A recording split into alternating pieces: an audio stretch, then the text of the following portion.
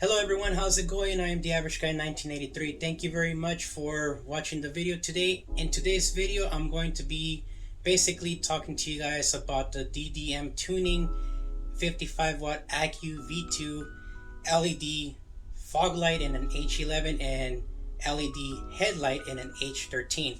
Now, in the video that I made about the headlights, I did mention that one of the connectors was kind of broken, and I did get to reach out to DDM Tuning, but through Instagram, because they weren't replying to me through regular email. So on Instagram, they replied to me within 24 hours, and I was able to get the replacement that I needed, and I was able to change it out. I received the part within like 7 days, so it didn't take that long, and that was it on their part. The LED lights haven't been having any issues like, dimming or flickering or the fans not working. They've been working very good. I use them for many hours in a day and they haven't failed. Like, they haven't lost their brightness at all. They don't blind people. There have been some people commenting, a bunch of negativity on the channel in regards to me putting LED headlights on my Reflector headlight assemblies, and I'm telling you right now, there are no issues. There's nobody throwing their high beams at me because I'm blinding them. Not even the police throw their lights at me, in the form of me supposedly blinding them, which is great. The headlights have been adjusted so that I can be able to see everything clearly but not blind anyone. So in the video clips that I'm going to show you guys from my dash cam, which is a Blackview DR750S, you're going to be able to see that I'm going to put myself right behind a person within a 6-foot distance and show you guys that the lights do not go anywhere higher than the tail lights or even reach the mirrors that are on the side of the doors to blind a person. So there's zero concerns about that. So I like for that part to stop with the whole sarcasm.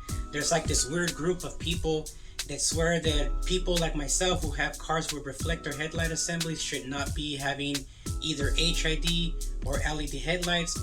For me personally, I think it really depends on how you adjust the beam pattern or the beam height on the headlight itself, and then from there you can determine whether it's blinding a person or not. You might have to do multiple test drives around your streets wherever you're comfortable at and readjust until it's perfect for you, and also not disturbing for the people that are in front of you or coming in your direction. So other than that, I like to show you guys some footage that I actually was able to record of wet weather conditions and dry weather conditions. So let's go to that now. Here I am in the Ford Flex with the DDM tuning LED lights. Both the headlights and the fog lights are producing the same exact power when it comes to brightness, which is 55 watts. For the people that were concerned about the lights blinding other drivers, here is the proof that this is not happening with the way I have adjusted my headlights in my 2019 Ford Flex. Adjusting your headlights accordingly is key to having great output and not blinding others. So as you guys can see in front of me, the car that's there in front of me, I'm about 8 feet away from it, and you can clearly see that my headlights are not blinding that person at all. The lights are way too low to even be considered blinding anyone. And if you look at the other person next to me in the blue little car with the bumper stickers everywhere, you can also see that my lights are not even hitting his mirrors, which means that it's not causing him any kind of discomfort as he's driving or parked next to me.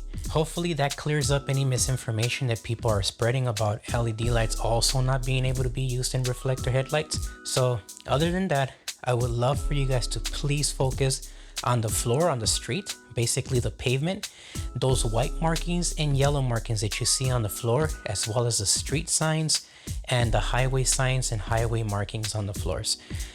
Please focus on that so that you can see how well these LED lights really work in wet weather and dry weather conditions. And then you guys can give yourselves have an idea basically on whether these LED lights, though very pricey, may or may not work for you or for your vehicle.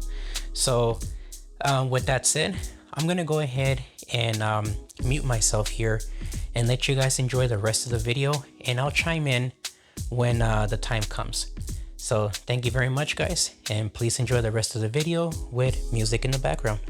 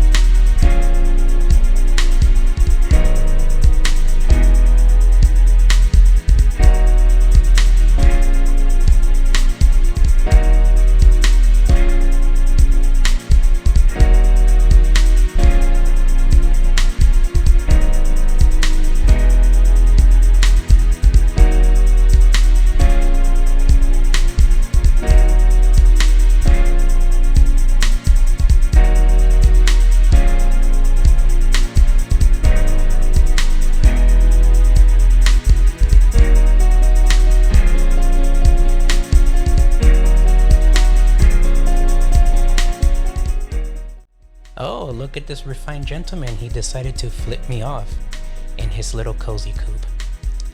Oh well, you know, sometimes people have anger management problems, but that's okay. At least he, hopefully he'll drive home safely. Well, let's keep going.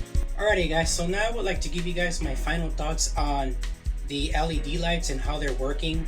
I'm really satisfied with the lights, and I would definitely consider putting them into my Buick Park Avenue as well. My Park Avenue uses a 9006 and 9005, and I would definitely consider putting them even over the Auxitos, though the Auxitos are a lot more cheaper. But I really like that extra brightness you get.